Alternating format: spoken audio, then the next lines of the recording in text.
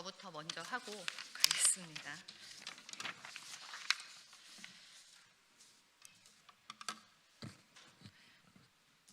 특검에 대해서 먼저 말씀드리겠습니다. 이재명 정부는 출범하자마자 3대 특검을 앞세워 야당을 옥죄는 데도 모자라 이제는 2차 특검까지 추진하며 6월 지방선거까지 특검 전국을 이어가겠다고 나서고 있습니다. 선거 기간 내내 무차별적인 압수수색과 아니면 말고식의 폭로전을 벌여 지방의회까지 장악하려는 시도입니다. 특검은 대통령과 집권 여당의 권력 핵심을 수사하기 위한 제도입니다. 기존 수사기관의 독립성과 공정성을 신뢰하기 어려울 때 도입되는 예외적인 수사 장치입니다. 그렇기에 그동안 특검은 권력을 견제하기 위한 야당의 도구로 시행되어 왔습니다. 그럼에도 이재명 정부와 집권 여당은 특검을 권력 견제의 수단이 아닌 야당을 압박하기 위한 정치 도구로 악용하고 있습니다. 그러나 더불어민주당은 정작 자신들을 둘러싼 불법 의혹에 대해서는 침묵으로 일관하고 있습니다. 통일교 정치권 로비 의혹과 더불어민주당 내부의 불법 공천 현금 문제에도 눈을 감은 채 야당을 겨냥한 특검에만 혈안이 돼 있습니다. 이뿐만이 아니라 장동혁 대표가 목숨을 건 단식으로 특검을 요구하고 있음에도 더불어민주당 정청래 대표는 이를 단식 투정이라며 조롱하고 폄훼했습니다. 국민의 눈과 귀를 의심하는 망언입니다.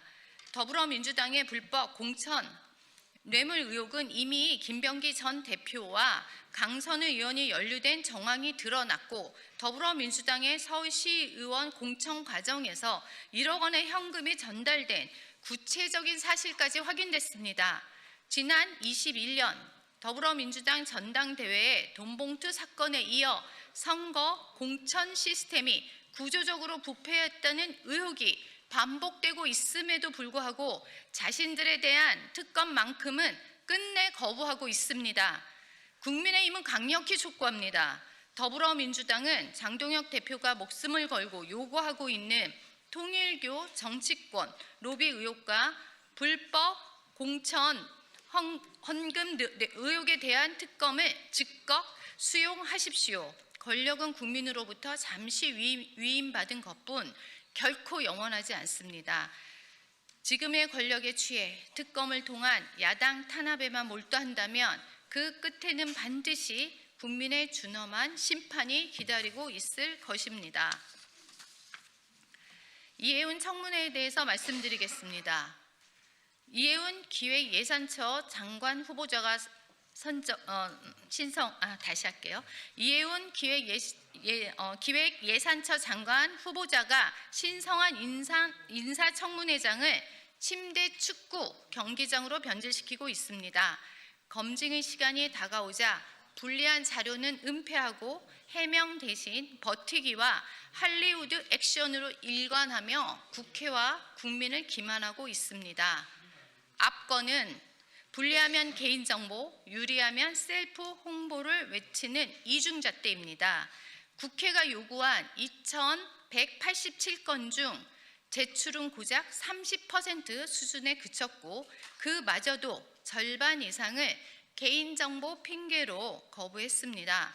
부동산 투기, 입시, 병역, 취업 특혜 등 핵심 의혹은 덮고 묻지도 않은 헌혈 실적만 내밀고 있습니다. 국민이 궁금한 것은 당신의 헌혈 횟수가 아니라 공직을 이용해 챙긴 검은 진실입니다. 또한 며느리를 약혼녀로 둔갑시킨 대국민 사극도 서슴지 않았습니다. 결혼한 아들을 부양가족에 포함시켜 청약 가점을 챙기려다 보니 멀쩡한 며느리를 약혼녀라 둘러대는 총극까지 벌어졌습니다. 심지어 용산 거주 주장마저 거짓이었습니다.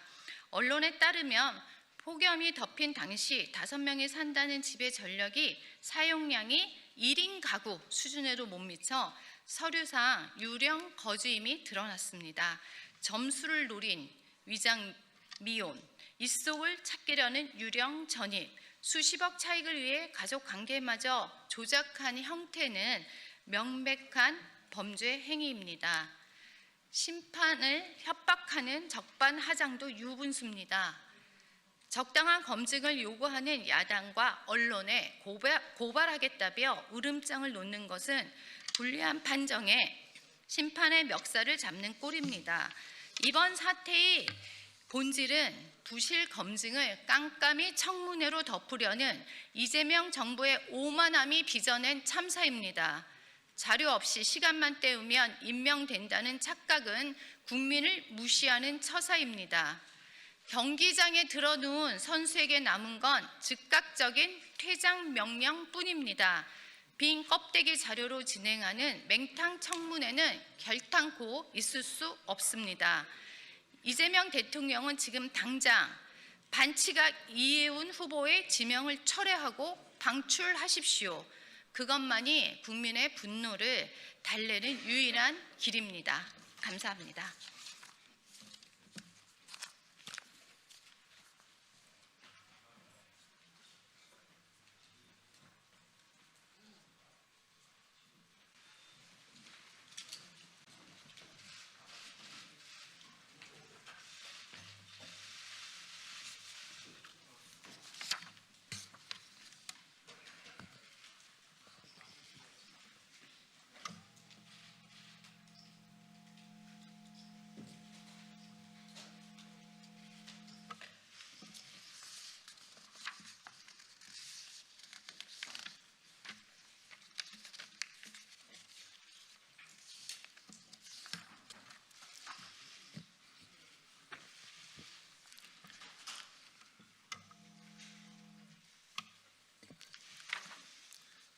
기자회견을 시작하기에 앞서 먼저 양해 말씀드리겠습니다. 기자 여러분들께서 잘 아시다시피 저는 현재 경찰 수사를 받고 있습니다. 그 관계로 오늘은 회견 이후 별도의 질의응답은 갖지 못한다는 점을 미리 양해 말씀드립니다. 김병기입니다. 지금 제 마음은 허벌판에 홀로 서 있는 심정입니다. 그러나 이 상황을 두고 누구를 탓하거나 누구를 원망하지 않습니다. 지금의 모든 일은 제 부족함에서 시작되었습니다. 국민과 당에 드린 실망을 깊이 새기고 있습니다.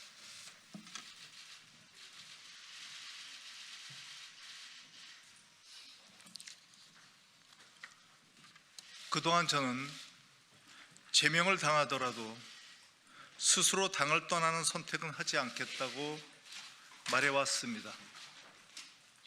그 입장은 지금도 같습니다. 경찰 수사를 통해 확실하게 해명할 자신이 있기 때문입니다.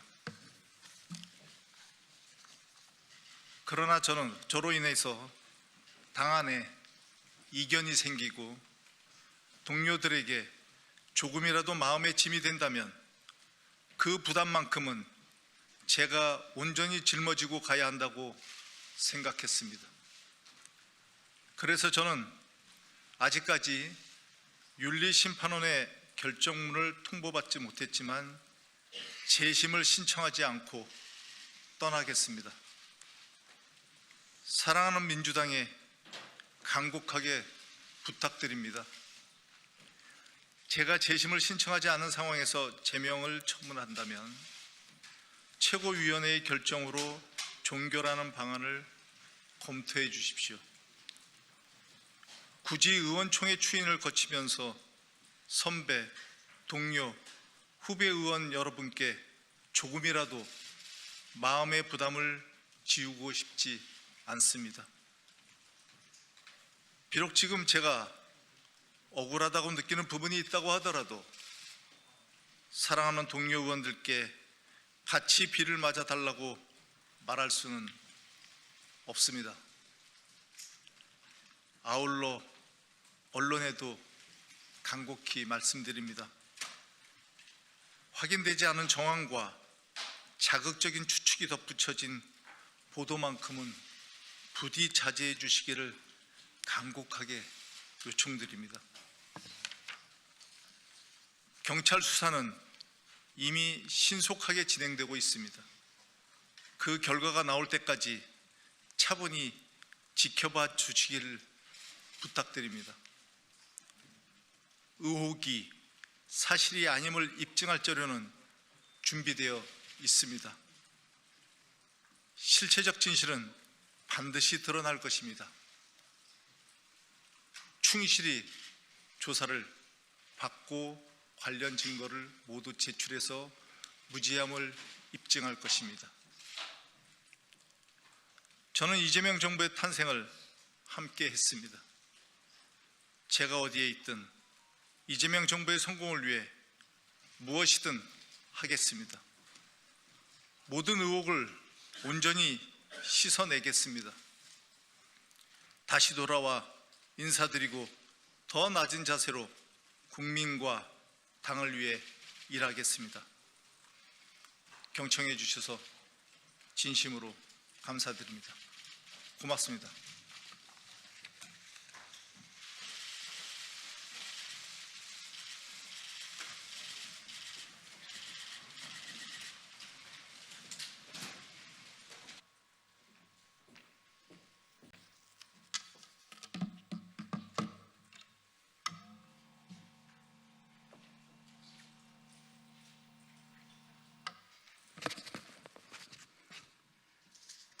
안녕하십니까. 저는 개혁신당 관악 당협위원장입니다. 근데 이번 지방선거에서 관악구청장에 출마하고자 지금 이 시간 출마 선언을 하고자 섰습니다. 시작하겠습니다.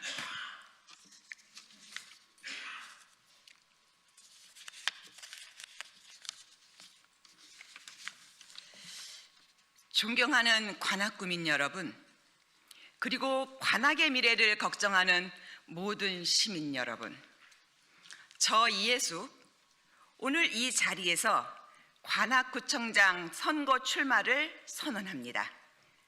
이번 출마는 개인의 정치적 도전이 아니라 시대가 요구하는 선택입니다. 대한민국은 정치를 잃었습니다. 지금 대한민국은 정치가 국민의 삶을 지키지 못하고 있습니다. 국민의힘과 민주당의 정쟁은 대한민국 경제에 불안을 주었고, 작금의 공천 헌금 논란은 국민에게 분노와 실망만 안겨주었습니다. 국민의 삶보다 진영의 승패만 매몰되어 있는 정치, 그 정치에 준비된 능력과 깨끗함을 검증받은 저 이예숙이 나섭니다. 관악을 바꾸기 위해, 관악의 내일을 경영하기 위해 출마합니다. 특정 정당의 이해를 넘어 일하는 행정, 결과를 만드는 정치, 그리고 범보수 실용개혁의 후보로 나서고자 합니다. 관악은 대한민국에서 가장 젊은 도시입니다. 전체 구민의 약 43%가 18세에서 39세 청년 세대입니다. 그러나 현실은 어떻습니까? 청년은 많지만 양질의 일자리는 부족하고, 기업은 머물지 못한 채 강남과 판교로 떠나며 여전히 잠만 자는 도시로 정체되어 있습니다. 이제 관악은 행정으로 관리할 도시가 아닙니다. 미래의 가치를 창출해야 할 경영의 공간입니다. 저는 관악을 청년의 열정과 도시 품격이 만나는 기회의 땅, 희망의 도시로 바꾸겠습니다. 저희의 핵심 비전은 분명합니다. 바로 관악밸리 088입니다. 지금의 관악 S밸리 2.0이 기초 체력을 만들었다면 그 이외에 성과와 수익이 쌓이는 구조로 만들어야 합니다. 공간만 빌려주는 단계에서 머물러서는 안 된다는 것입니다. 그래서 관악밸리 088은 임대가 아닌 경영으로 전환하겠습니다. 공간을 제공하는 행정에서 가치를 키우는 행정으로 바꾸겠습니다. 성장한 기업이 떠나고 행정이 보조금을 나눠주는 구조로는 딥테크, 원천기술 산업을 키울 수 없기 때문입니다. 그래서 저는 관악혁신공사를 설립하겠습니다. 공공이 직접 투자하고 지분을 확보하며 그 수익을 다시 구민에게 환원하는 수익형 경영형 공공 모델입니다. 서울대의 원천기술이 강남과 판교로 떠나는 그런 도시가 아니라 관악에서 창업되고 관악에서 성장하며 관악에 불을 남기는 모델, 주거, 일자리, 문화가 결합된 직주락 통합형 글로벌 테크 시티를 관악에서 실현하겠습니다. 성장의 기쁨이 일부 기업에게만 머문다면 그것은 진정한 경영이 아닐 것입니다. 소상공인과 함께 성장하는 관악을 만들겠습니다. 지역 소상공인과 스타트업을 연결하는 생태계를 구축하고 골목 상권과 대형 유통시설 간의 상생 방안을 마련하며 디지털 전환 지원을 통해 소상공인의 경쟁력을 갖추도록 하겠습니다. 삶의 질이 바뀌는 관악을 만들겠습니다. 도시는 일자리만으로 완성되지 않습니다. 삶이 안전하고 평안하며 품격이 있어야 합니다. 저는 약속드립니다. 봉천천을 청계천처럼 자연과 경제가 공존하는 관악의 새로운 상징으로 만들겠습니다. 어르신이 존중받는 관악, 돌봄과 의료, 이동의 걱정이 없는 도시를 만들겠습니다. 아동을 안전하게 케어하는 관악, 부모가 안심하고 키울 수 있는 도시를 만들겠습니다. 1인 가구가 혼자 살기 좋은 관악, 주거, 안전, 커뮤니티가 연결된 도시를 만들겠습니다. 재개발, 재건축은 신속하고 공정하게 추진하고 낡은 주거 환경은 명품 주거단지로 바꾸어 관악의 품격을 확실히 끌어올리겠습니다. 정치는 말이 아니라 결과입니다. 저는 거친 정치 현장에서도 할 말은 하고 할 일은 반드시 해왔습니다. 기득권에 안주하지 않고 당의 울타리에 숨지 않으며 오직 관악과 관악 구민에게 이익이 되는 선택만 하겠습니다. 저는 개혁신당 후보지만 보수의 가치 위에 개혁과 실용을 더한 범보수 통합의 대안이 되겠습니다. 관악은 더 이상 기다릴 시간이 없습니다. 지금 바꾸지 않으면 우리는 또다시 4년을 잃게 됩니다. 저희 예수, 관악을 경영하는 구청장이 되어 청년에게는 기회를, 가정에는 안정을, 어르신에게는 존엄을 드리겠습니다.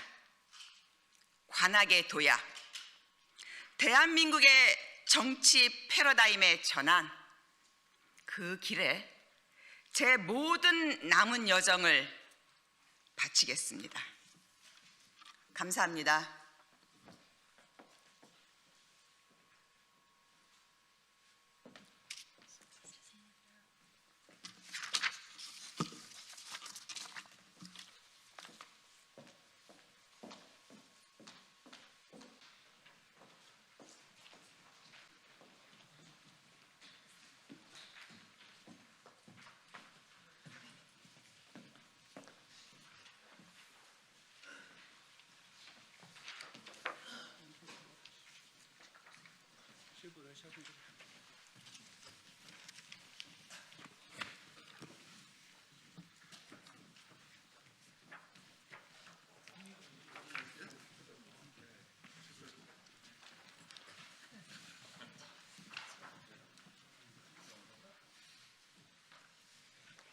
지금부터 농협 사업 활성화를 위한 농협 규제 개선 촉구 기자회견을 시작하도록 하겠습니다. 이 기자회견은 최근 농협법과 농지법 개정안을 대표 발의한 더불어민주당 송옥주 국회의원, 그리고 개정안이 시행되길 바라는 농협 RPC 전국협의회, 농협 신재생에너지 전국협의회, 정명회가 공동으로 개최하는 것입니다. 먼저 오늘 기자회견에 참석하신 분들을 소개해 드리겠습니다. 송옥주 국회의원님 참석하셨습니다. 경기도 화성시 갑의 지역구를 둔 송 의원님은 현재 국회 농림축산식품해양수산위에서 활동하고 계십니다. 문병환 보선농협 조합장님 참석하셨습니다. 문병환 조합장님은 현재 한국쌀산업연합회 초대회장을 맡고 계십니다. 용광농협 정길수 조합장님 참석하셨습니다. 조합농협 배광기 조합장님 참석하셨습니다. 동광농협 이동현 조합장님 참석하셨습니다. 흥양농협 조성문 조합장님 참석하셨습니다. 월출산농협 박성표 조합장님 참석하셨습니다. 능주농협 노종진 조합장님 참석하셨습니다. 서화성농협 홍진기 조합장님 참석하셨습니다. 등량농협 이계옥 조합장님 참석하셨습니다. 그리고 국회 소통관 기자회견장에 참석인원 제한 때문에 삼도농협 임문채 조합장님을 비롯한 일부 조합장님들은 기자회견장에 참석하지 못한 것을 양해 바랍니다. 먼저 이번에 농협 규제 개선을 위한 농지법과 농협법을 대표 발의한 송옥주 국회의원께서 나오셔서 임사 말씀 하시겠습니다.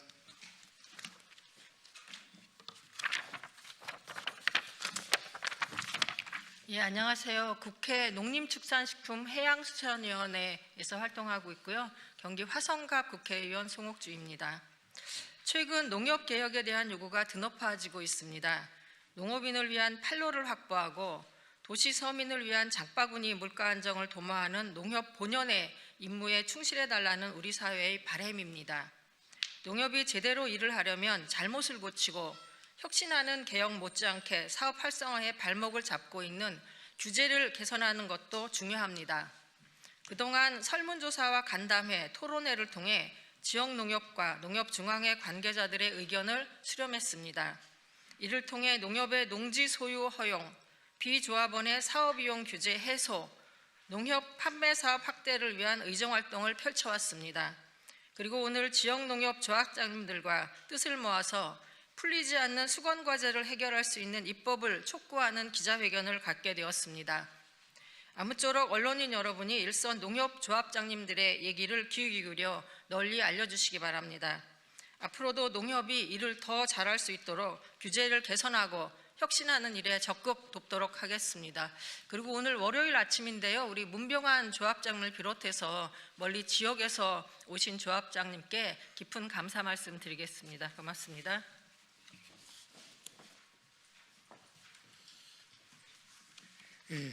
다음은 기자회견문 낭독이 있겠습니다. 기자회견문 낭독은 문병환 보성농협 조합장님부터 영광농협 정길수 조합장님, 조합농협 배광기 조합장님이 번갈아 하시겠습니다. 방금 소개받은 쌀산업연합회 회장을 맡고 있는 보성조합장 문병환입니다. 송옥주 의원님께 진심으로 감사의 말씀을 드리면서 회견문을 낭독하도록 하겠습니다. 농협의 농지 소유가 허용되어야 합니다. 농지는 농업 경영의 기초이자 필수 요소입니다. 농지 확보는 농업 정책 사업의 선결 과제입니다. 농지 문제는 영농 정착은 물론 농촌 농업 사업의 성패를 가르는 중요한 현안 사업입니다. 그러나 현행법은 영농조합법인이나 영농 농업회사법인과 달리 지역농협의 농지 소유를 까다롭게 제한하고 있습니다. 이로 인해 지역 농협이 공동 영농 사업, 영농형 태양광 발전 사업, 친환경 농업단지 조성 등 다수의 조합원들을 위한 공동 사업에 참여하고 지원하는 것을 어렵게 하고 있습니다. 영농 관련 공동 사업 추진을 전제로 지역 농협이 농지를 소유할 수 있도록 한다면 국가 비축 농지의 부족을 메우고 공공 농지를 추가로 확보하는 효과를 기대할 수 있을 것입니다. 농협은 이를 통해 정부가 도모하는 청년 농업인 영농 취업 사업을 비롯해 다양한 정책 사업 추진을 도울 수 있을 것입니다. 농협이 소유한 농지를 원래 목적대로 이용하지 않을 경우 농지은행 등에 매각하도록 한다면 농지 전용이나 투기와 같은 부작용을 차단할 수 있을 것입니다. 농협의 농지 소유 허용을 위한 농지법 개정이 현장 농정의 실효성을 드높일 것이라 믿어 의심치 않습니다. 감사합니다.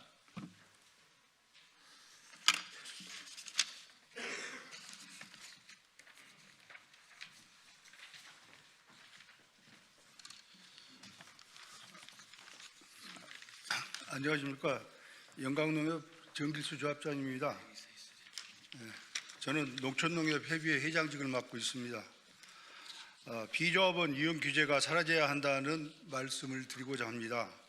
농협부 비조합원 사업 이용량을 전체의 50% 이내로 제한하는 규제가 농협 상호금융 성장의 발목을 잡고 있습니다.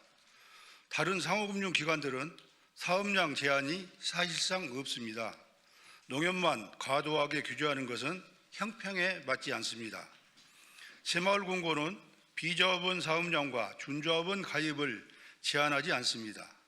신협은 전국을 10개 권역으로 나눠 조합원의 자격 범위를 크게 넓혔습니다. 산림조합은 조합장이 인정하면 사업량 기준을 초과할 수 있습니다. 수협은 지역에 구애받지 않고 준조합원으로 가입할 수 있도록 했습니다. 따라서 비조합원 사업량 기준이 유명무실합니다. 이에 반해 농협 준조합원은 해당 시군 내에 주소나 거소가 있는 경우에만 가입할 수 있습니다. 비조합원 사업 이용량이 한도에 달한 농협의 숫자가 전체의 절반에 이르고 있습니다. 이로 인해 농협은 상호금융 사업의 이축에 이어 경제사업 추진에도 어려움을 겪고 있습니다. 송옥주 의원님이 대표 발의한 농협법 개정안이 국회를 통과해서 농협의 사업 구조와 지역 여건 변화에 맞지 않는 비조합원 이용 규제가 반드시 개선되기를 바랍니다. 감사합니다.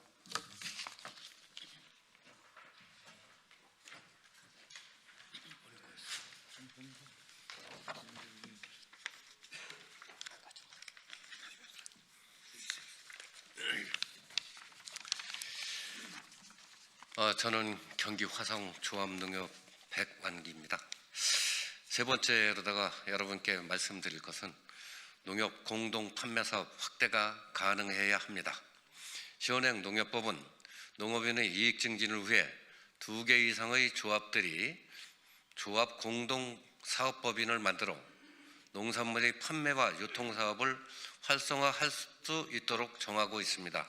그런데 시원행법은 기존 농협 하나로 마트처럼 조공법인이 농산물과 함께 생필품을 판매할 수 없도록 제한하고 있습니다.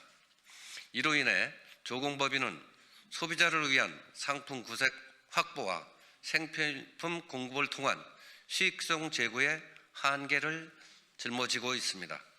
이러다 보니 조합들이 협력해서 농산물 유통시장의 대부분을 차지하는 대도시 시장을 공략하기 어려운 실정입니다. 실제로 농협의 산지시장 점유율은 60%에 육박하지만 대도시 소비시장 점유율은 수십 년째 13%에 머물고 있습니다.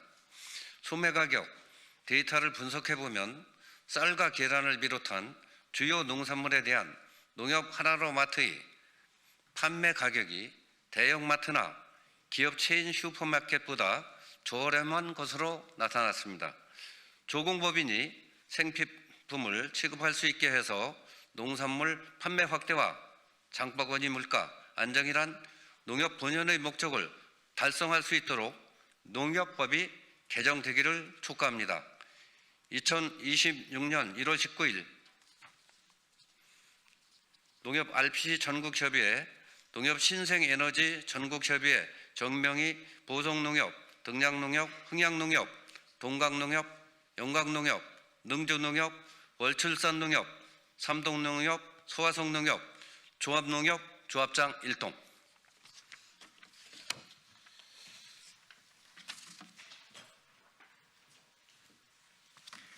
예, 이상으로 농협규제 개선법 촉구 기자회견을 모두 마칩니다. 앞으로 불합리한 규제가 개선될 수 있도록 언론인 여러분의 많은 관심을 부탁드립니다. 감사합니다.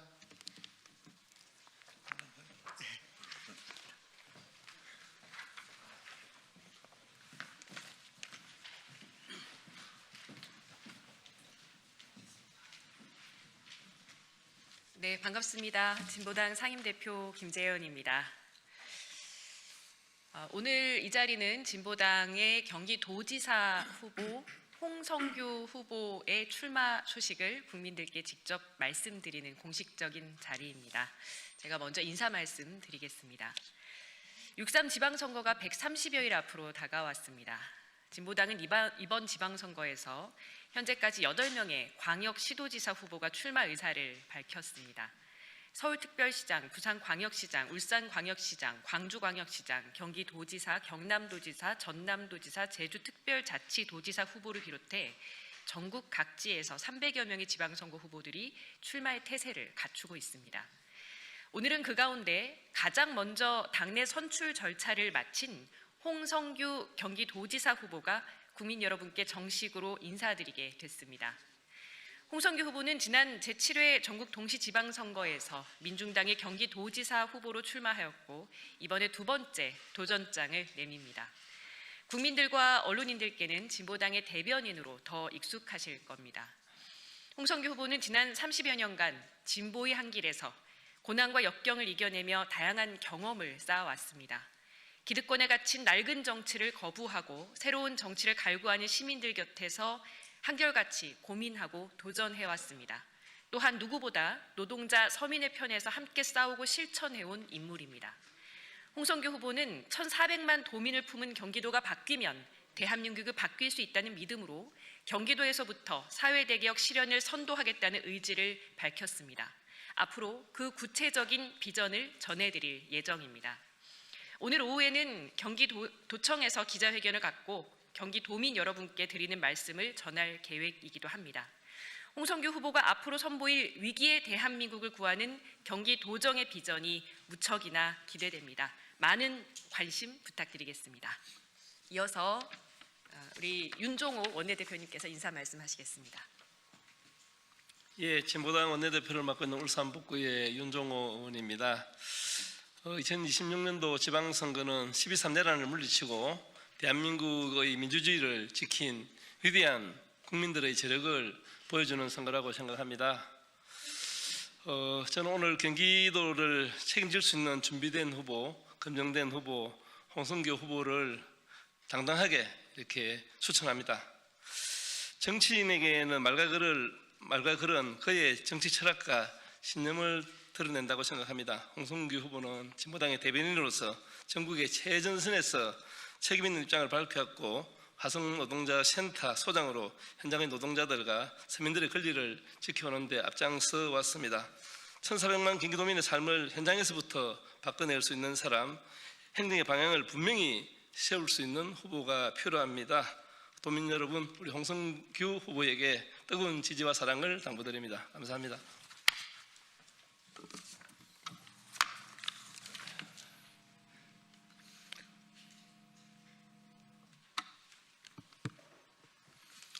예, 시작하겠습니다.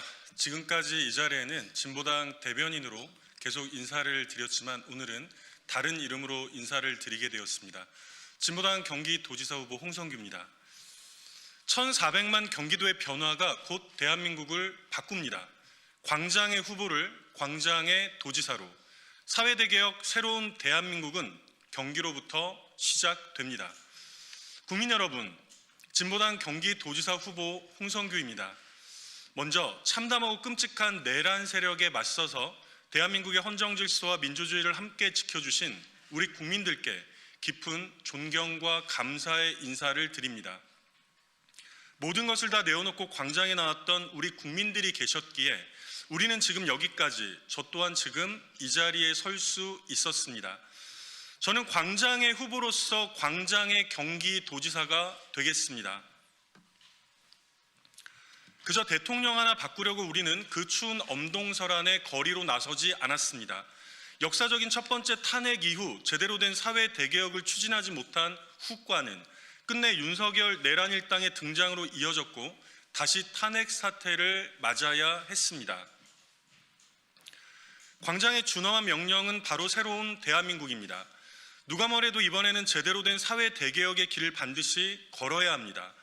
대한민국 국민 4명 중 1명이 살고 있는 경기도, 1,400만의 경기도의 변화가 곧 새로운 대한민국의 문을 열게 될 것입니다. 새로운 경기도가 곧 새로운 대한민국입니다. 그러니 저의 출마 선언은 저 혼자만의 출마 선언이 아니라 광장 시민 모두와 함께하는 출마 선언입니다. 김동연 더불어민주당 경기도지사의 지난 4년은 한마디로 퇴행과 혼란이었습니다. 전임 이재명 지사 시절 광역자치단체 처음으로 노동국을 신설하고 민주노총과의 노정교섭을 공식화하여 노동 존중, 도민 존중의 시대를 열었으나 김동연 지사는 4년 임기 내내 단 한 번도 민주노총을 만나지 않았습니다. 명백한 퇴행입니다. 기후위기 시대에 대한 우리 도민들의 우려에 김동연 지사는 기후도지사를 틈만 나면 자처하고 홍보했으나 동시에 경기국제공항이라는 사기극을 끝까지 부여잡고 놓지 않았습니다. 무엇이 진짜인지 혼란스러울 수밖에 없습니다. 퇴행과 혼란의 지난 4년과 단호히 결별하는 것, 그것이 바로 새로운 경기도의 시작입니다.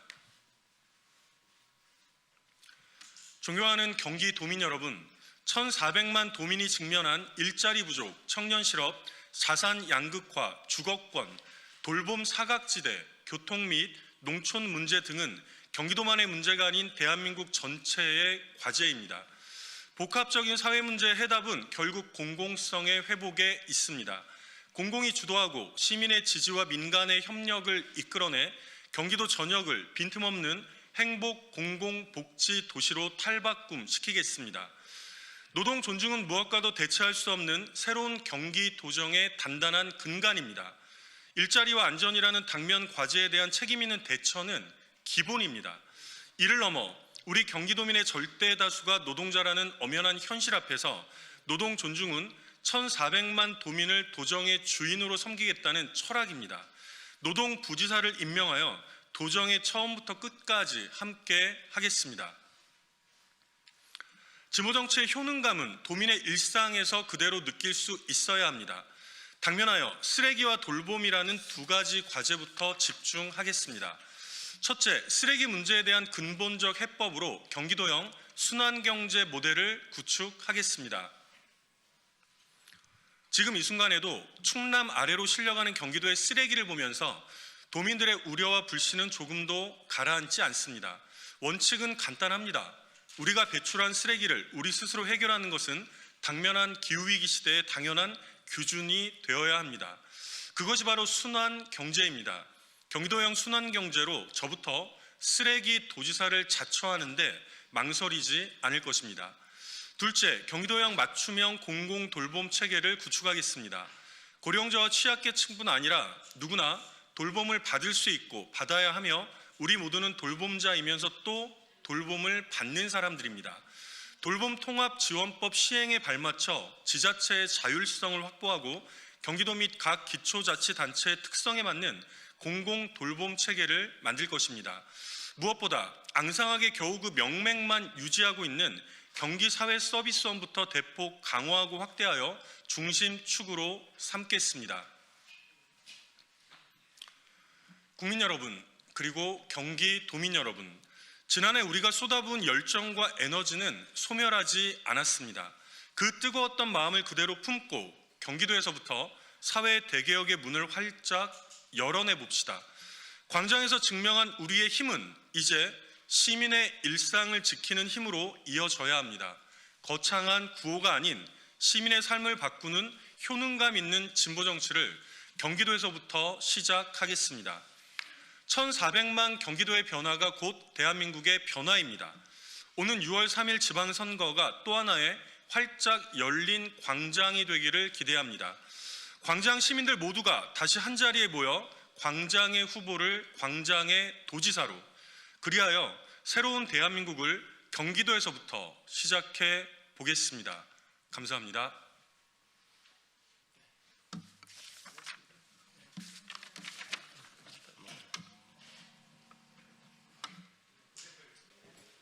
이거 제자리에다 이거 동의야.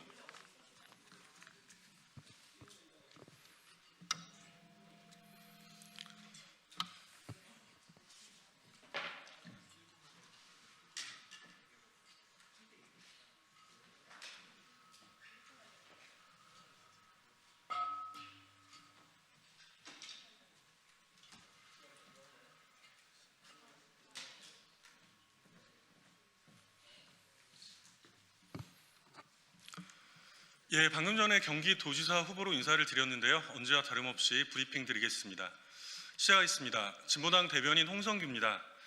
국민의힘 당명 개정 설문 잘못 물은 것 아닙니까? 국민, 자유, 공화 이 모두 자신들이 파괴한 것들 아닙니까? 당 이름을 바꾸겠다며 당원 설문조사를 한 국민의힘에서 가장 많이 제안된 단어들이 국민, 자유, 공화 등이었다고 합니다. 참으로 회개하고 기가 막힐 노릇입니다. 그 단어들이야말로 지금껏 국민의힘이 무참히 짓밟고 끔찍하게 파괴하고 잔인하게 능멸해온 것들 아닙니까? 주권자 우리 국민의 심장을 정조준하여 감히 계엄군의 총뿌리를 들이댔고 입틀막을 거쳐 이른바 가당치도 않은 포고령으로 자유를 송두리째 빼앗으려 했으며 그렇게 민주공화국 대한민국을 침몰시키려 했습니다. 혹시 설문조사 문항을 잘못 설정한 것 아닙니까? 당명 개정이 아니라 국민의힘이 지금껏 파괴해온 가치들을 물었던 것 아닙니까? 내란에 대한 진심 어린 사과 한 조각 없이 얼마 전 내란 수기의 윤석열에 대한 구형에도 단 한마디 입도 뻥끗하지 못하면서 그저 이름만 바꿔 다시 나서겠다는 것이야말로 우리 국민들에 대한 심각한 기만이고 참담한 우롱입니다. 호박에 줄 긋는다고 수박이 될 수는 없습니다. 기어이 끝까지 내란 본당을 자임하는 국민의힘에게는 간판 갈기가 아니라 간판 내리기가 필요할 뿐입니다. 내란 본당 국민의힘의 즉각 해산을 거듭 강력히 명합니다. 이상입니다.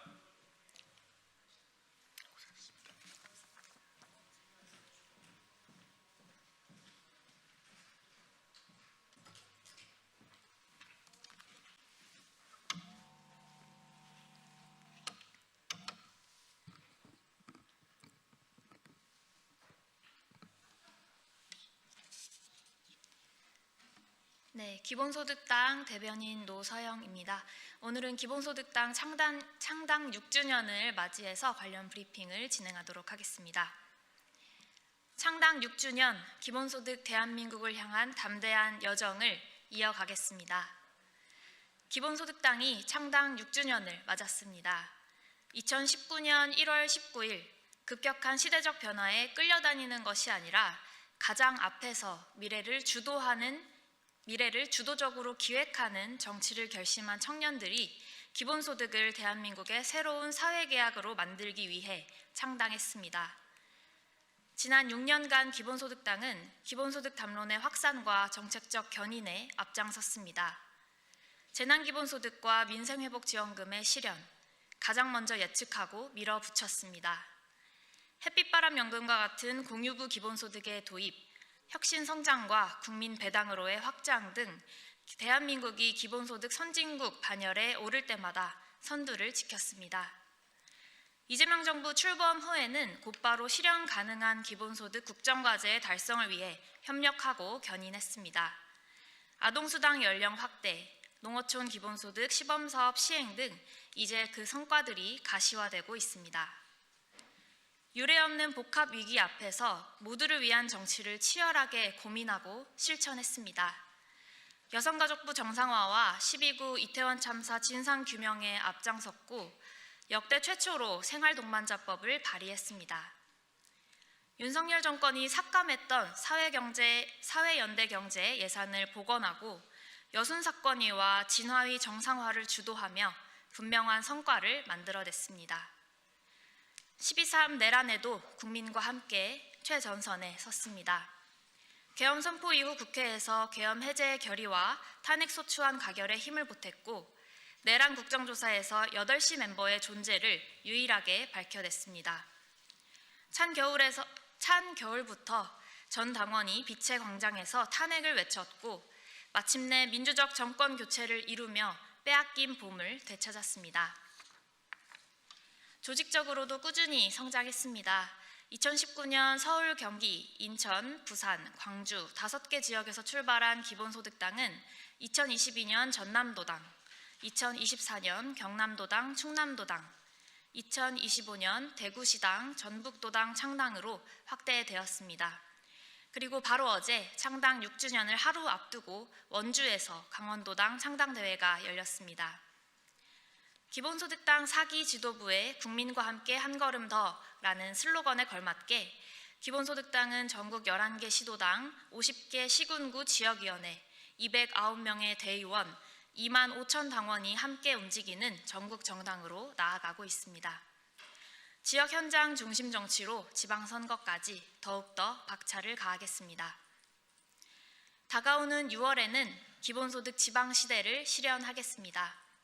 부는 편중되고 일자리와 지역은 소멸하는 AI 첨단산업시대, 행정통합을 통한 지역중심 성장이 주민에게 직접적인 이익으로 돌아가는 선순환을 만들어야 합니다. 소도시와 농어촌에서의 삶도 소외되지 않도록 함께 책임져야 합니다. 기본소득당은 지방선거에서도 국민께 희망이 되는 정치를 보여드리겠습니다. 국민주권정부의 책임지는 야당이자 민주진보 진영의 새로운 진보 정당으로서 앞으로도 실력으로 증명하겠습니다. 매일 모두에게 보다 나은 미래를 기획하고 점점 더 많은 국민께 당당히 선택받겠습니다. 지난 6년 동안 아낌없이 지지해 주시고 성원해 주신 국민 여러분께 진심으로 감사드립니다. 모두가 생존의 두려움 없이 각자의 삶을 선택할 수 있는 미래로 기본소득 대한민국으로 함께 나아갑시다. 네, 언론인 여러분의 의견 또한 언제나 귀담아 듣겠습니다. 늘 애써주시고 경청해 주셔서 감사드립니다. 이상입니다.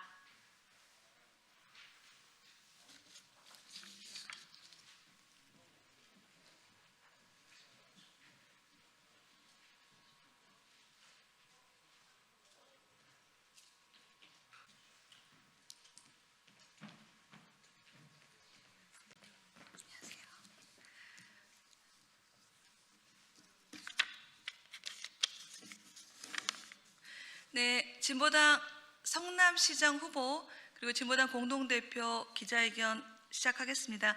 성남시의원 관광성 해외연수 규탄, 윤호중 장관 외유성 해외연수 전면 폐지 촉구 기자회견. 지난 11월 행정안전부는 6월 지방의회 의원 임기 만료를 앞두고 단순 외유성 해외 출장이 증가하는 것을 방지하기 위해 강화된 규칙 개정안을 전국 지방의회에 권고했다. 임기가 1년 미만 남은 의원의 국외 출장은 정부 초청이나 국제 행사 참석, 자매 결연 체결 등 불가피한 경우로만 제한하는 게 핵심이었다. 당시 윤호중 행안부 장관은 지방의회가 일부 일탈 사례로 주민 신뢰를 잃지 않도록 단순 시찰 위주 외유성 연수를 방지할 수 있는 규칙 개정안을 마련했다며 지방의회가 주민 눈높이에 맞는 역할과 책임을 다할 수 있도록 적극 노력하겠다고 밝혔다. 이러한 이재명 정부의 강력한 권고에도 지방의회 의원들의 아나무인식 외유성 해외 연수는 계속되고 있다. 성남시의 의장 선거, 투표 속개 선포를 안 한 채 도망가 정리를 파행시킨 안광림 국민의힘 부의장을 포함하여 7명의 시의원은 임기 6개월 남기고 미국 라스베이거스 소비자 전자제품 전시회를 보러 가는 외유성 해외 연수를 다녀왔다. 시민 열세로 미국행 관광을 다녀온 성남 시의원은 민주당 소속 시의원 3명, 국민의힘 소속 시의원 4명이다. 국외 출장 허가 검토서를 홈페이지에 공개해서 주민 의견을 수렴하도록 했으나 요식행위에 불과했다. 안강림 부의장은 비즈니스석을 이용하는 데 총 826만 5,520원, 의원 한 명이 각 595만 7,070원을 썼다. 동행한 의회 사무국 2명에게도 시민세금 1,191만 4,140만 원이 경비로 쓰였다. 적지 않은 시민 혈세이다. 외유성 부실, 관행, 해외 연수 논란을 만든 건 지방의회이다. 지방의회가 방안을 마련하는 것은 중이 제 머리 꺾는 식이다. 깎는 격이다. 윤호중 행안부 장관은 지방의회 외유성 해외 연수 논란에 무한 책임을 져야 한다. 윤호중 장관의 결단을 촉구한다. 이에 다음과 같이 요구합니다. 첫 번째, 외유성 해외 연수 성남시의원 7명은 시민혈세 6천만 원을 즉각 반납하고 성남 시민에게 사죄하라. 두 번째, 신상진 성남시장은 공무원 외유성 해외 연수 성남 시민에게 사죄하고 예산 반환 등 특별 대책을 마련하라. 세 번째, 윤호중 행안부 장관은 지방의회 해외 연수 권고만 하지 말고 외유성 해외 연수 폐지 방안을 마련하라. 2026년 1월 19일 진보당 공동대표 장지화. 마치겠습니다.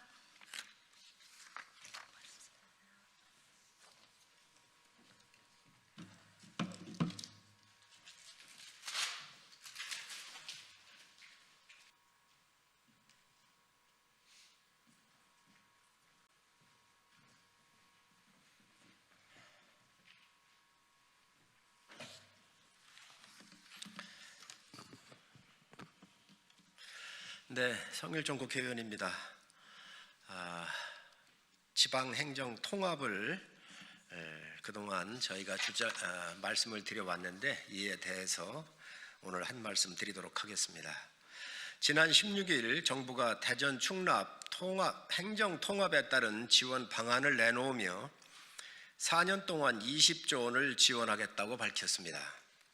마치 엄청난 선심이라도 쓰는 것처럼 말했지만 겨우 4년 동안만 한시적 지원을 약속한 것으로서 굉장히 실망스럽다는 말씀을 드립니다.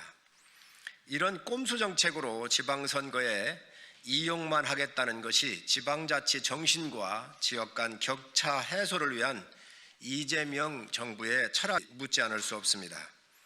오로지 선거만 이기면 정권을 유지할 수 있다는 정략적 계산일 뿐입니다. 제가 우리 당 국회의원 44명과 함께 작년 10월 2일에 대표 발의한 대전 충남특별시 설치 및 경제과학수도 조성을 위한 특별법안은 257개 특례 조항을 통해 우리 대전 충남특별시가 매년 9조 원 이상의 재원을 확보할 수 있도록 설계가 되어 있습니다. 한시적 재원 확보가 아니라 중앙정부의 조세 권한 일부를 대전 충남특별시로 이양함으로써 지속적으로 지역 발전을 위한 재정을 안정적으로 확보하는 내용입니다. 제 특별법의 가장 핵심적인 내용은 제42조에 규정된 조세권의 보장과 중앙정부의 권한 이양에 관한 내용으로서 현재 국세로 걷고 있는 부가가치세, 양도소득세, 법인세의 일부를 대전 충남특별시의 지방세로 거둘 수 있도록 규정하고 있습니다. 이것은 현재 중앙정부가 독점하고 있는 조세권을 지방으로 일부 이양하자는 것입니다. 이것이 바로 행정통합의 핵심입니다. 우리가 행정 통합을 하고자 하는 근본적 목표는 수도권 일극 체제를 극복을 하고 국토 균형 발전을 이뤄내자는 것입니다. 중앙정부에서 마치 시혜를 베풀듯이 몇 년 동안 얼마를 주겠다고 하는 것은 지방은 아무리 통합을 해도 중앙정부에 예속된 채로 놓겠다는 말일 뿐입니다. 재정적 독립성이 없는 지방 통합은 통합이 아닙니다. 제가 대표 발의한 특례법에 들어가 있는 257개의 특례 조항들은 모두 우리 지역 발전을 위해 꼭 필요한 내용들입니다. 말씀드린 조세권의 일부 지방 이양 외에도 제45조에 지방교육 재정교부금을 10년간 25% 추가 보정하도록 하는 내용과 49조에 행정통합 관련한 대규모 사업의 예비 타당성 조사를 10년간 면제해 주도록 하는 내용 등 대전 충남의 성공적인 통합을 위한 여러 방안들이 이미 마련되어 있습니다. 이게 바로 핵심입니다. 정부 여당은 작년 10월 2일 제가 특별법을 발의한 이후 한 목소리로 제 법안에 대해 반대 의견을 내놓다가 지난 12월 5일 이재명 대통령에 찬성한다는 말 한마디에 입장을 바꾸고 행정통합이 마치 자신들의 의제인 양 국민들을 속이고 국토 균형 발전에 모든 것을 걸고 있는 듯 국민을 현혹하고 있습니다. 행정통합은 철학과 목표가 명확해야 하고 실효적 시너지를 극대화해 국토의 균형 발전을 이뤄내기 위한 것입니다.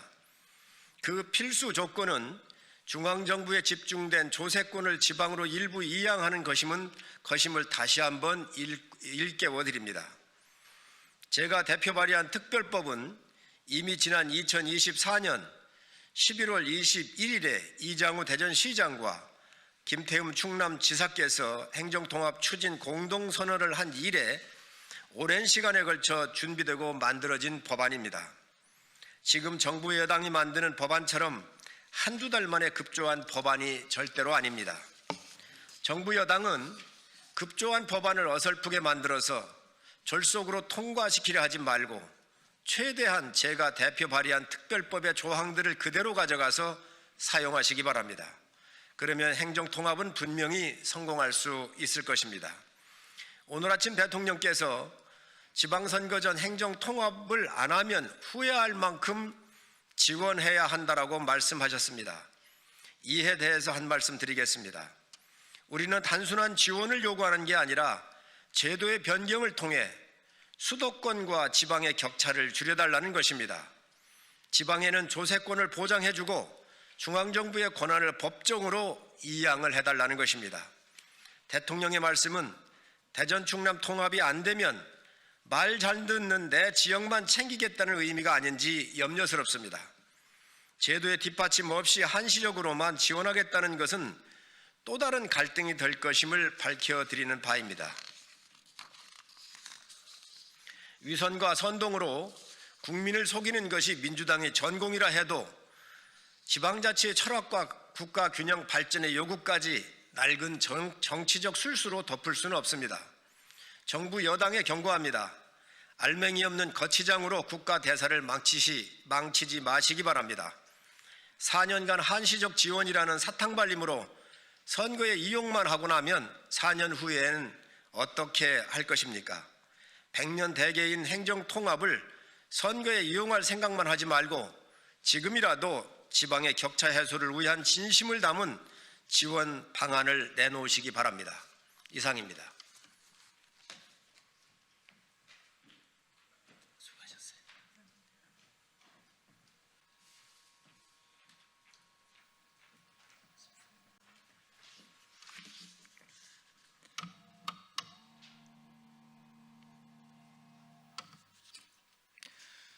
진보당 서울시장 후보 이상규입니다.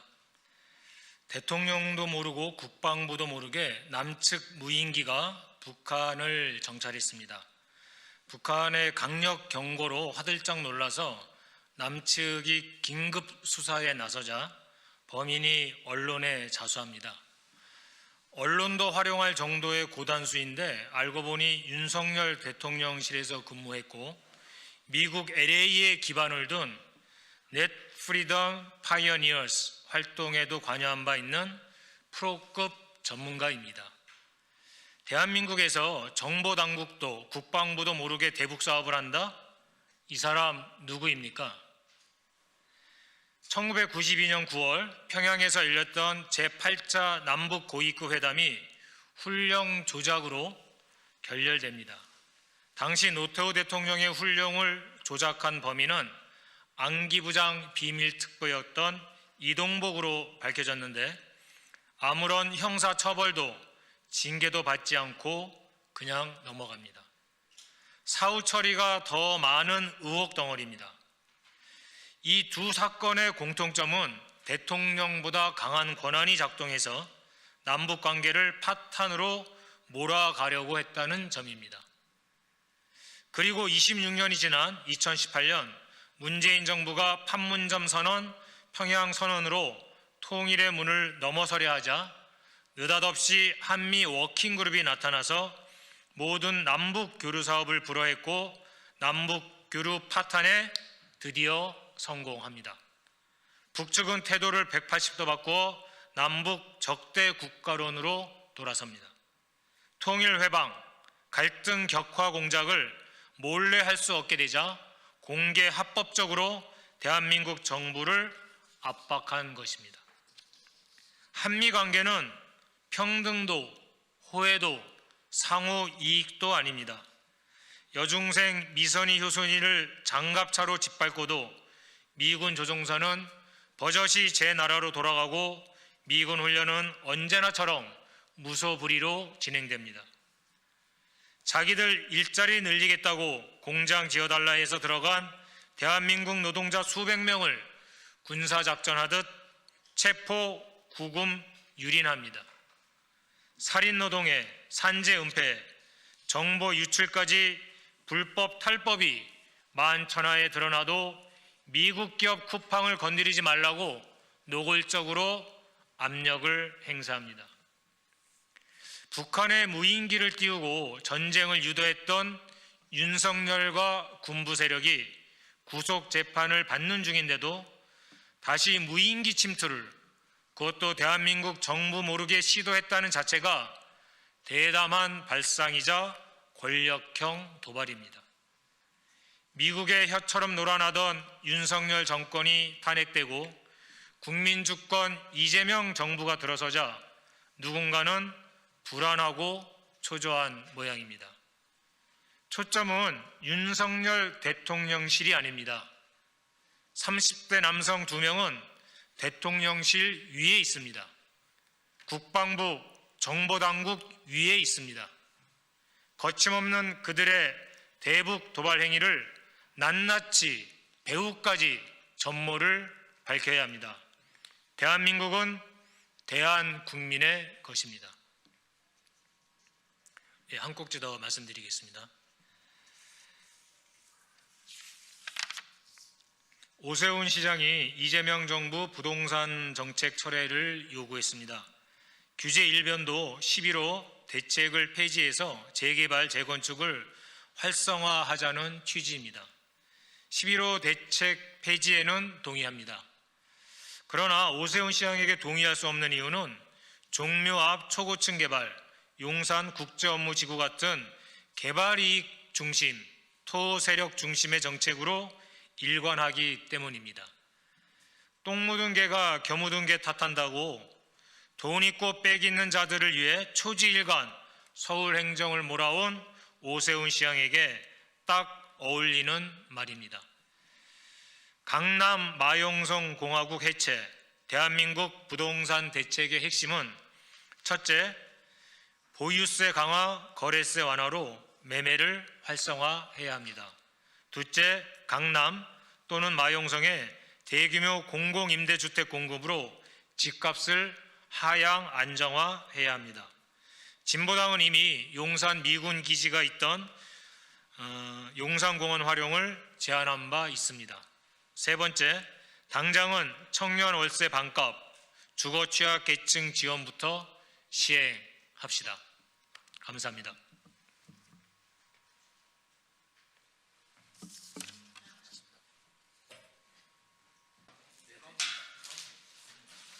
다 오셨어요, 근데? 네, 안녕하세요. 다 오세요. 오세요. 다 올라오세요. 다 오세요. 다.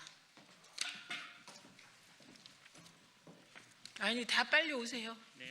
지금 여기요 다 계획이 되어 있어서 지체하면 욕 먹어요 우리가. 이쪽으로 오세요. 이쪽으로. 여기 소화하시는 분이라 거기 쓰세요. 됐나요?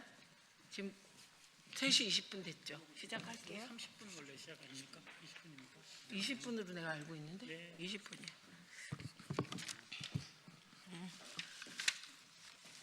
저분도 올라오지 않나요? 이제 다 올라오신 거예요? 안녕하세요. 국회 과방위원장 최민희입니다. 오늘 저는 대한민국 국민 노벨 평화상 후보 추천 캠페인을 시작하는 백주선 변호사와 함께하는 분들을 소개하기 위해 이 자리에 섰습니다. 위대한 대한민국 국민, 민주주의를 수호한 대한민국 국민이 노벨 평화상 받기에 충분하다고 여러분도 생각하지 않습니까? 그래서 사회자에게 넘기겠습니다.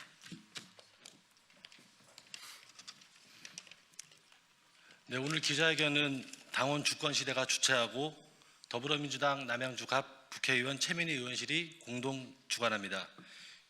이어서 캠페인의 제안자이자 오늘 기자회견의 핵심 발언자이신 법무법인 대율의 백주선 대표 변호사를 소개해드리겠습니다.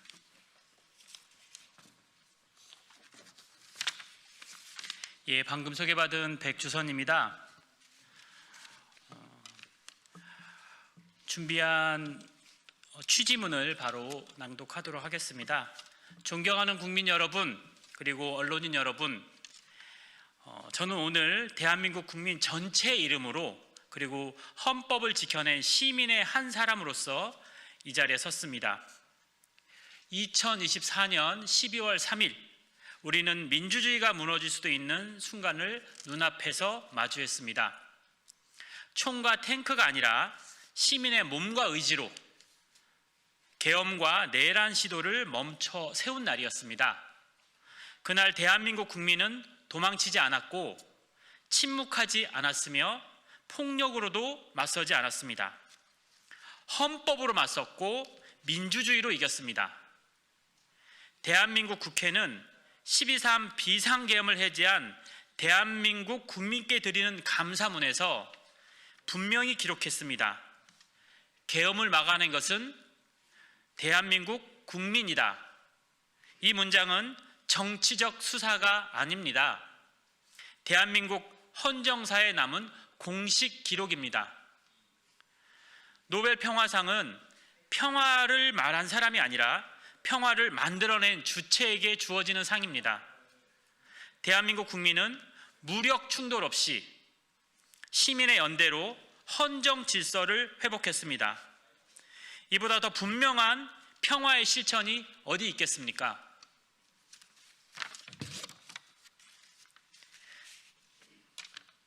전례도 있습니다. 2010년 튀니지 혁명 이후 노벨 평화상은 형식상 시민단체 연합에 수여됐지만 노벨위원회는 분명히 밝혔습니다. 튀니지 국민 전체의 민주주의 전환 노력이라고 밝혔던 것입니다. 국민이 역사의 주체가 된 순간 노벨 평화상은 이미 개인의 상이 아니었습니다. 우리는 요구하지 않습니다. 우리는 추천합니다. 우리가 오늘 시작하는 것은 수상을 요구하는 운동이 아니라 대한민국 국민을 노벨 평화상 후보로 추천하는 캠페인입니다. 임시정부 수립, 4.19 혁명, 87년 6월 항쟁, 그리고 2024년 12월 내란 저지, 이 모든 역사를 관통하는 하나의 이름, 대한민국 국민을 국제사회에 정식으로 소개하는 과정입니다. 이념의 문제가 아닙니다. 정파의 문제가 아닙니다. 지역의 문제도 더더욱 아닙니다.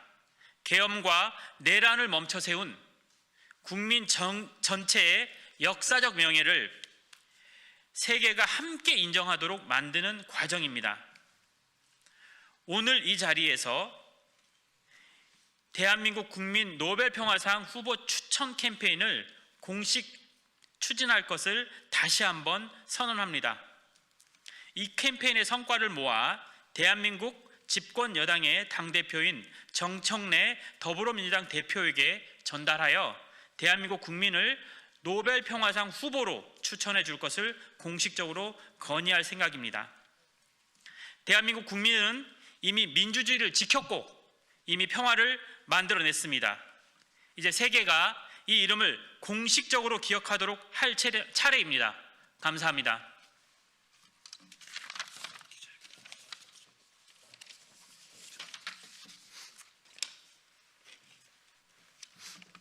네, 이어서 백주선 변호사의 기자회견문 낭독이 있겠습니다. 넘어갈까요? 네, 기자회견문 낭독은 배포해드린 자료로 대체하도록 하겠습니다.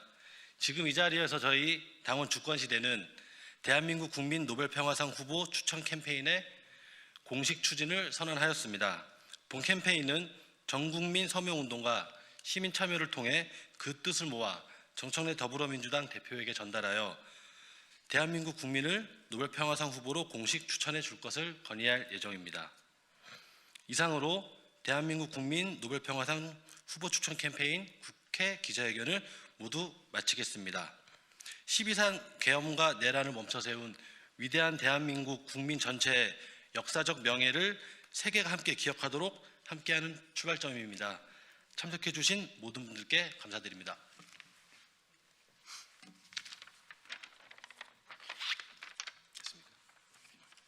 감사합니다.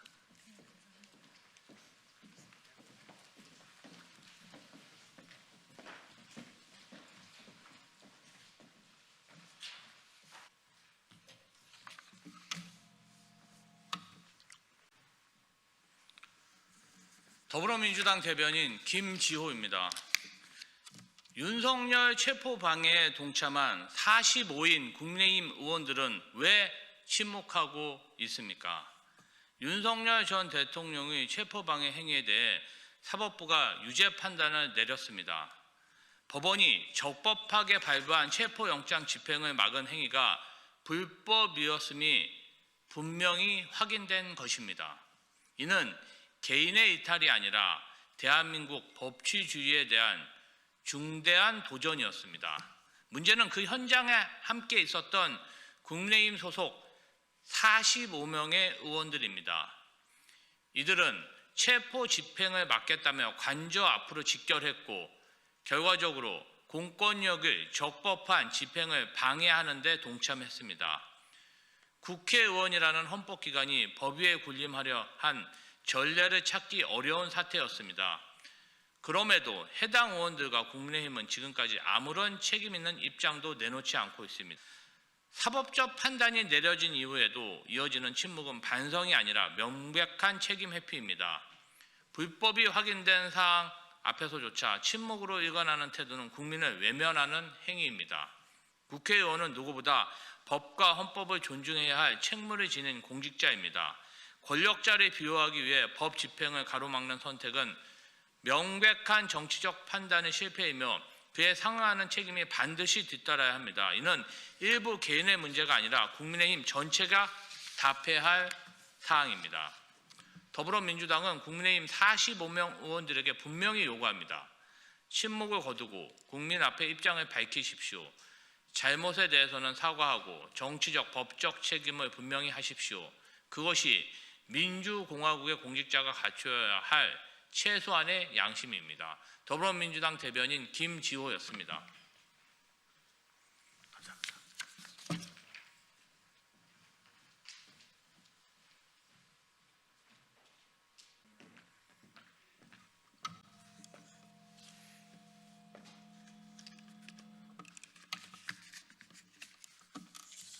네, 국민의힘에서 총 3건의 논평을 본마이크하겠습니다. 국민과 국회를 기만한 이해운 후보자, 이제 사퇴와 수사의 시간입니다. 전례 없는 비리 종합백화점 이해운 기획예산처 장관 후보자는 진작에 부적격으로 결론났습니다. 검증이 아닌 수사 대상에 불과합니다. 이 후보자를 둘러싼 의혹은 일일이 나열하기조차 벅찰 지경입니다. 부자진에게 인격 살인에 가까운 폭언을 퍼붓고 노예처럼 부린 행태는 비뚤어진 특권 의식을 보여주기에 충분합니다. 이미 결혼한 장남을 미혼 부양 가족으로 둔갑시켜 청약 가점을 부풀리고 정부 조사가 끝나자마자 분가시킨 것은 내 집 마련을 꿈꾸는 청년들의 기회를 짓밟은 파렴치한 행위입니다. 또 KDI 연구원 시절 비공개 개발 정보를 활용해 3배 가까운 투기 차익을 얻었다는 의혹은 명백한 이해 충돌이자 공직자로서의 자격 상실을 의미합니다. 그 밖에도 정치자금 수사 무마 시도, 노골적인 부모 찬스, 증여세 탈루 및 세금 체납 의혹, 아들의 병역 특혜 의혹까지 단순한 도덕적 흠결을 넘어 범법 행위의 영역에 맞닿아 있는 사안도 상당합니다. 어떻게 이런 인사가 나라의 예산을 짜고 공공기관의 기강을 바로 잡을 수 있겠습니까? 심지어 이 후보자는 최소한의 검증마저 거부하며 불성실한 태도로 일관하고 있습니다. 내실 있는 검증을 위한 핵심 자료 제출에 개인정보를 핑계로 끝내 입을 닫았습니다. 댓글 여론 조작 등 의혹에 대해서는 거짓으로 부인하다 새로운 증거가 나오면 말을 바꾸고 검증 방해 행위를 계속해 왔습니다. 의혹을 소상히 밝히겠다는 호언장담은 어디 가고 어떻게든 청문회만 넘기려는 꼼수만 부리고 있습니다. 국민은 이미 이 후보자에 대해 자격 미달로 판정했습니다. 열흘 전 발표된 여론조사에서 응답자의 47%가 부적합이라고 답한 데 이어 오늘 나온 여론조사에서는 응답자의 52.7%가 이해훈 후보자가 자진 사퇴해야 한다고 답했습니다. 이 후보자가 얼마나 국민 정서와 동떨어져 있는지를 명확히 보여줍니다.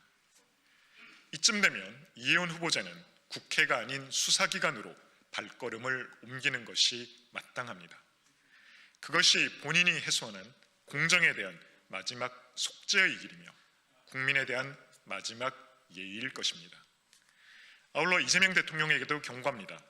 통합과 포용이라는 이름 아래 이런 부적격 인사를 내세우는 것은 국민에 대한 선전포고입니다. 지금이라도 검증 실패에 대해 국민 앞에 사과하고 즉각 지명을 철회하기를 촉구합니다.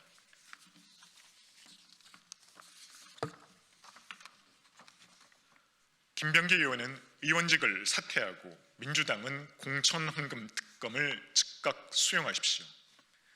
더불어민주당 김병기 의원이 당의 제명 조치에 대해 재심 신청 없이 수용하겠다는 입장을 밝혔습니다. 김 의원이 벌여온 부적절한 처신을 감안한다면 너무나도 당연한 결정입니다. 김병기 의원을 둘러싼 의혹은 비단 공천 헌금뿐만이 아닙니다.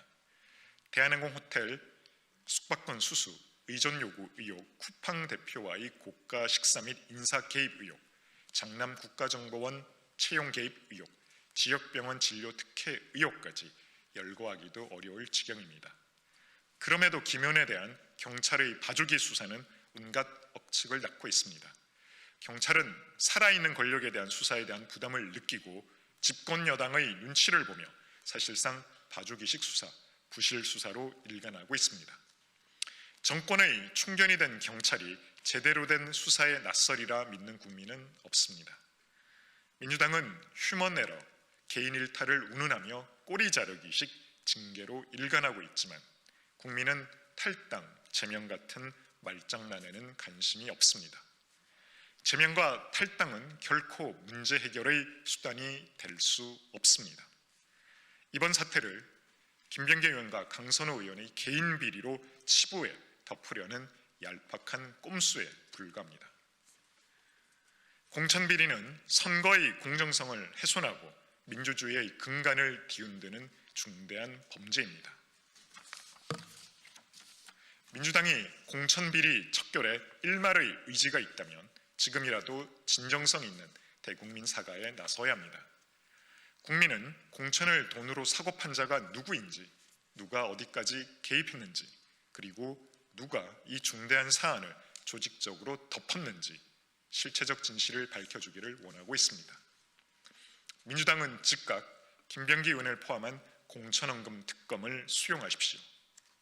민주당은 이미 김병기 의혹 앞에서 갈팡질팡하며 스스로 당을 우습게 만들고 있습니다. 만약 당이 두려워하는 것이 김 의원이 쥐고 있다는 황금폰이라면 그 자체만으로도 이미 민주당이 썩었다는 자백입니다. 김병기 의원은 애매한 선언으로 시간을 끌 것이 아니라 의원직을 내려놓고 법의 심판을 기다리십시오.